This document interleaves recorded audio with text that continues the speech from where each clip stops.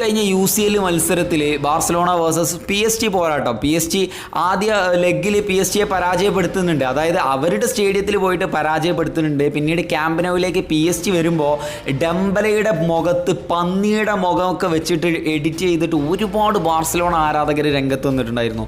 കൂക്കി വിളിച്ചിട്ടായിരുന്നു ആ ഒരു ഡെംബല എന്ന് പറയുന്ന ആ ഒരു താരത്തെ അത്രക്കും അപമാനിച്ചിട്ടാണ് ബാർസലോണ ആരാധകരെ സംബന്ധിച്ചിടത്തോളം അവർ ക്യാമ്പ് നൗവിൽ വരവേറ്റത്. ആ താരത്തിൻ്റെ കളിശൈലി പുറത്തിറക്കുമ്പോഴൊക്കെ കൂവിക്കൊണ്ടിരിക്കുകയാണ്.